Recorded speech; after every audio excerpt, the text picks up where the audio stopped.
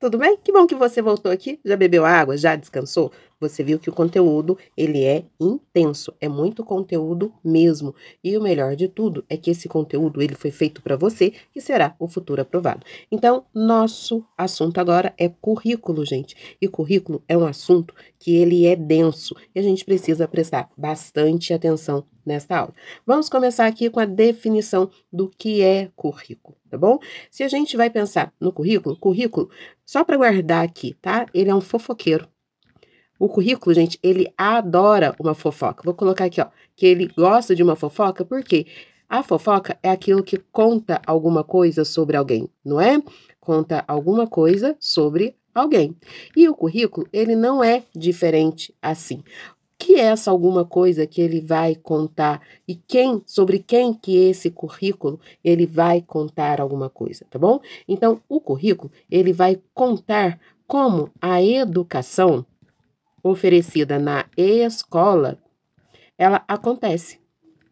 Então, é aquela tia que fica falando sobre tudo o que acontece sobre a família? Então, a família a gente vai considerar aqui do currículo a escola e a educação. Assim, o currículo ele é um conjunto de diretrizes, objetivos e conteúdos e metodologias e formas de avaliação, tá? Ele é o porteiro da nossa escola. Então, é ele que é o invisível ali que vai saber a entrada, a saída, como é que as coisas acontecem, como que o processo de ensino-aprendizagem de fato ele é. Então, cuidado, o currículo não é uma lista de conteúdos a ser ensinado. Ele é um instrumento político e por ser político, ele é igualzinho o projeto. Na verdade, ele tem que estar dentro do projeto político-pedagógico da escola, tá bom? Então, quando a gente vai ler o projeto político-pedagógico, a gente tem lá a primeira parte, né? Que é quem é a nossa escola, a caracterização da nossa escola. Qual é a função social da escola que você está?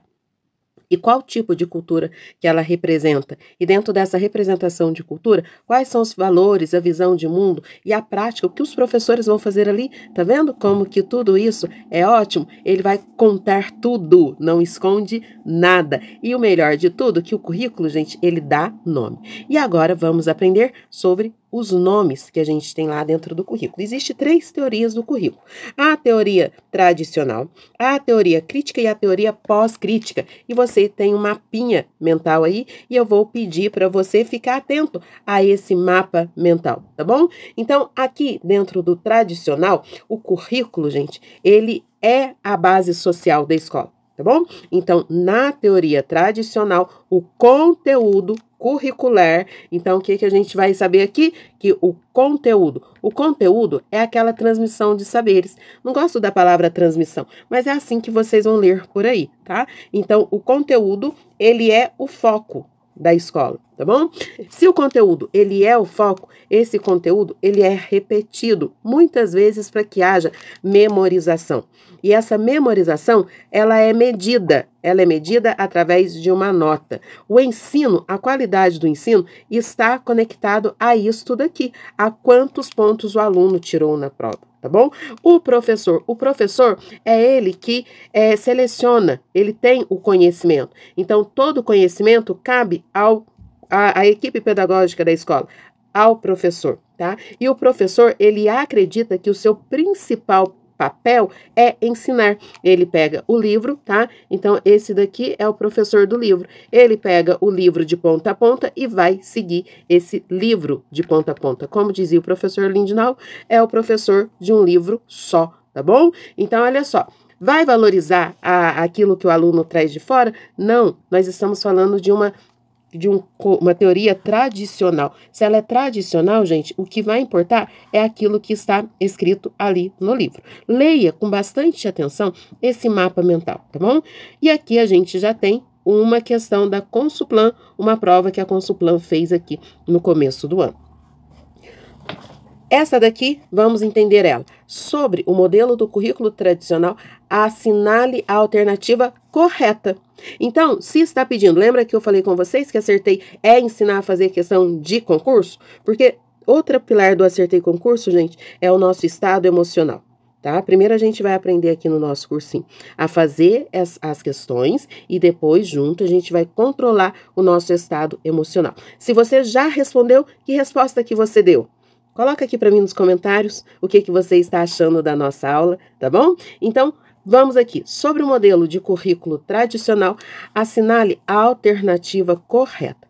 O currículo tradicional enfatiza a participação ativa do aluno. A gente viu que não, o currículo tradicional, ele tem o seu processo principal voltado no professor, tá bom? O aluno é um mero ouvinte. Então, a primeira, ela já deu errado aqui, tá? Aí depois, os fundamentos das ideias de John Dewey, esse modelo propõe a valorização da experiência vivida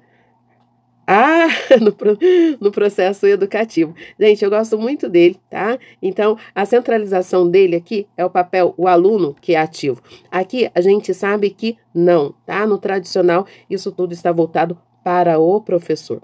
No currículo tradicional, o ensino é centrado no professor, aí deu bom.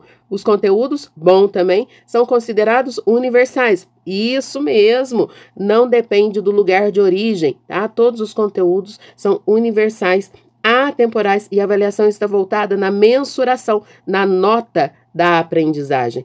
Olha que essa daqui, vamos colocar uma estrelinha para ela, que ela tá boa. Agora vamos olhar as outras. O currículo tradicional considera o conhecimento é subjetivo, portanto, deve ser construído com colaboração. Colaboração? Não tem isso lá no tradicional.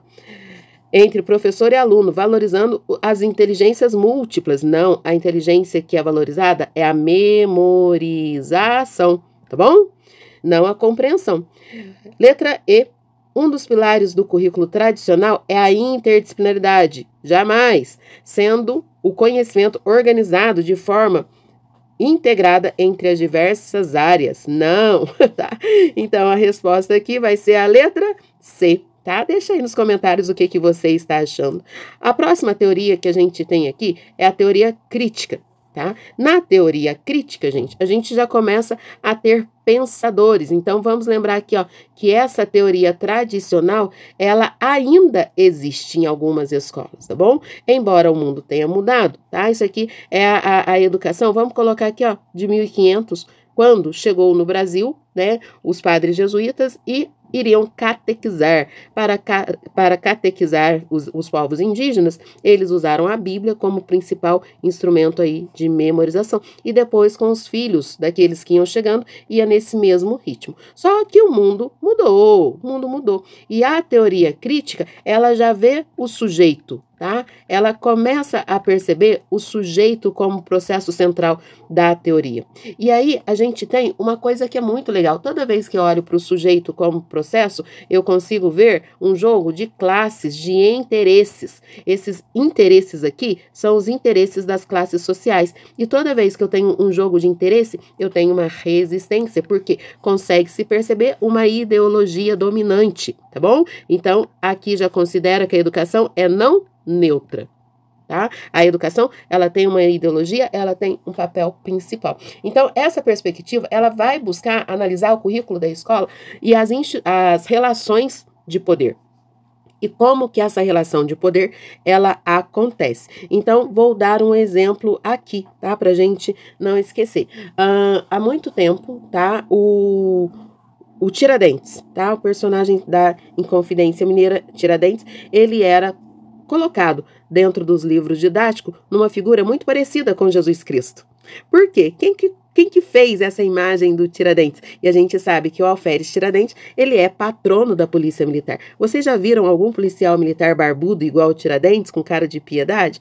Não, a Polícia Militar aproximou mais daquilo que realmente ele era. Então, esse jogo, olha o jogo, religião e poder, religião e escola, é uma luta de classe social, ok? Então, isso é a teoria crítica. Então, existe aí uma seleção intencional dos conteúdos. Os conteúdos, eles são colocados ali para defender um posicionamento político. Esse posicionamento político, gente, não é politiqueiro nem é politicagem. É como deve se portar em relação frente à sociedade, tá? Então, esse currículo, ele não é neutro. Como não neutro, olha aqui, ele é uma construção social. Por quê? As pessoas são diferentes em determinado tempo e elas conseguem pensar por si só, tá bom? Então, esse currículo, tá? Ele é crítico. Sabe aquele irmão crítico que a gente tem? Ele é crítico e ele pode ser usado aqui para perpetuar algumas desigualdades sociais. Ele faz o quê, gente? Ele aponta as hierarquias e mantém a estrutura de dominação. Ele identifica tudo isso, tá bom? Opa, peraí, isso aqui tá mostrando que o Tiradentes é Jesus? Não é assim que funciona, tá bom?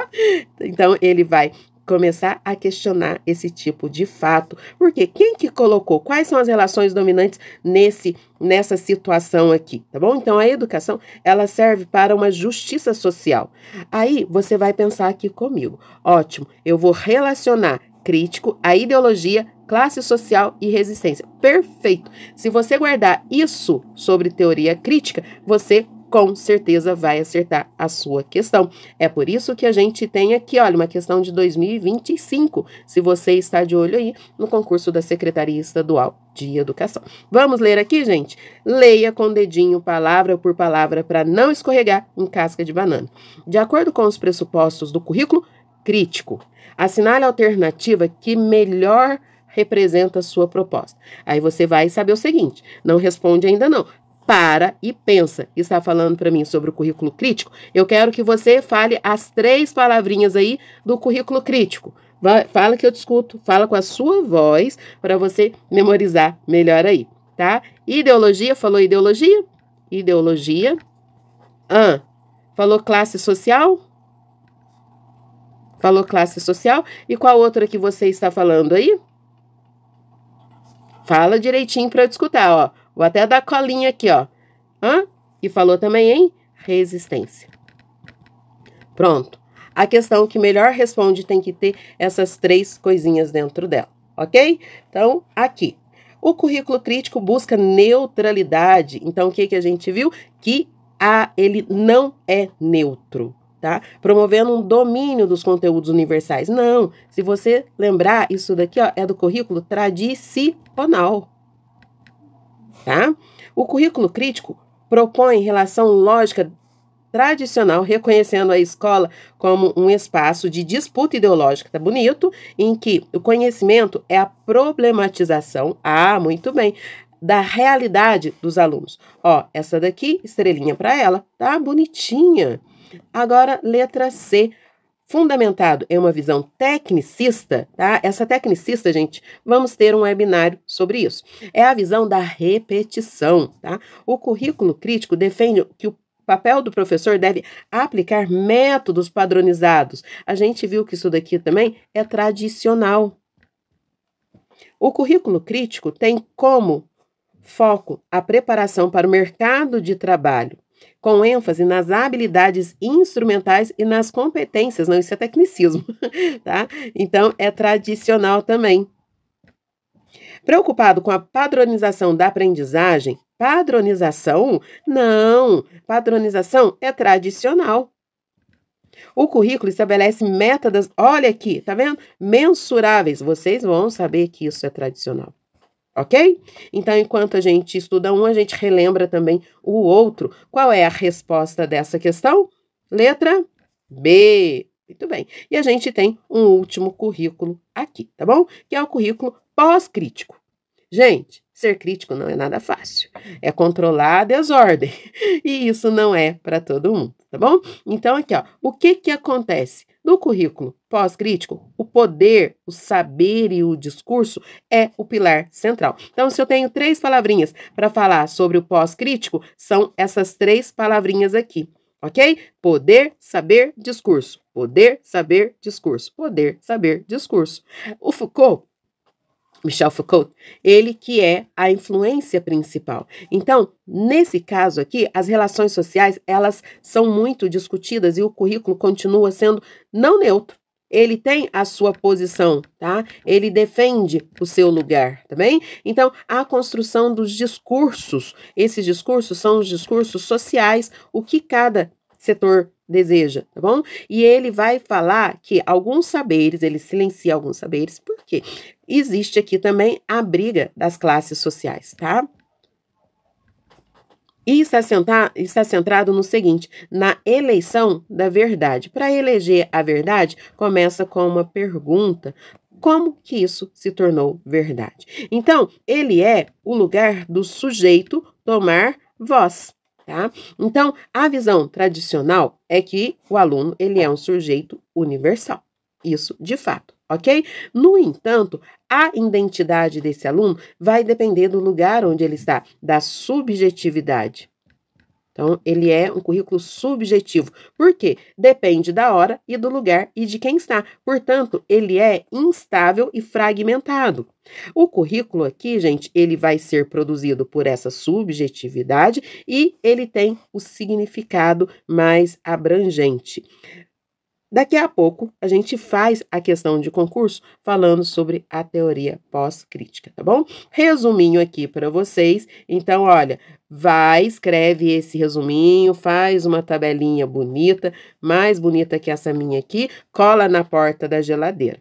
E aí, você vai lembrar, nossa, Maria Cláudia, é verdade, tem a BNCC é a Base Comum Curricular. Exatamente, gente, por que a Base Comum? A gente já teve um webinário de BNCC aqui no nosso canal, tá? Não sei se ele ainda está disponível. Se não estiver, me lembra. Comenta que eu respondo os comentários. Então, a BNCC, ela é obrigatória. Por que ela é obrigatória? Porque, gente, ela é base.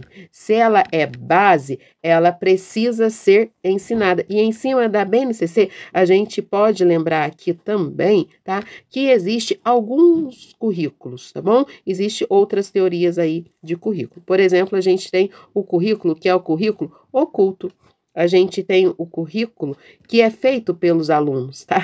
Imaginem vocês que sim, existem currículos que são baseados naquilo que os alunos, eles querem, que é diferente daquilo da escola. Vocês já perceberam que tem turma que é uma belezinha com determinado professor e com outro professor, eles não querem nem participar da aula? Isso faz parte do currículo oculto. E a BNCC sabe da existência desse currículo e ela diz, espera aí, nós vamos então fazer um documento normativo. Esse documento normativo, ele tem começo, meio e fim. E a finalidade dele é as aprendizagens necessárias que deve ser oferecida ao longo da educação básica. E está organizado em áreas de conhecimento, competências gerais, buscando a equidade e a qualidade da inclusão. Não vou me alongar aqui, porque a gente já teve um webinário sobre isso. Vamos aqui para as duas questões, tá bom? A primeira questão sobre currículo, tá? O currículo, ele pode ser compreendido como? Vamos retomar aqui. Um documento restrito ao conteúdo e às disciplinas obrigatórias na BNCC, tá? Então, a gente não diz que a BNCC é um documento restrito, e sim um documento amplo. Então, portanto, a primeira aqui é falsa. Um conjunto de regras administrativas. Quando a gente falou o quê? Que ele conta, o currículo, ele conta tudo que precisa saber sobre a escola e não somente sobre o funcionamento. Então, essa também é falsa. Um conjunto de experiências, planejadas e organizadas que visam a formação integral dos estudantes. Isso sim, tá? Vamos deixar uma estrelinha para essa daqui. Uma lista de conteúdos cobrados em prova de Enem, isso aqui é muito tradicional, tá? E eu não estou falando do currículo tradicional, eu estou olhando o currículo como um todo. Se você fosse jogar no tradicional, você acertaria, mas olha o que está sendo pedido aqui no comando da questão. Um plano de aula organizado exclusivamente pelos professores das disciplinas de exata. Gente, isso aqui extrapolou feio. Então, qual é a nossa resposta da número 1 aqui?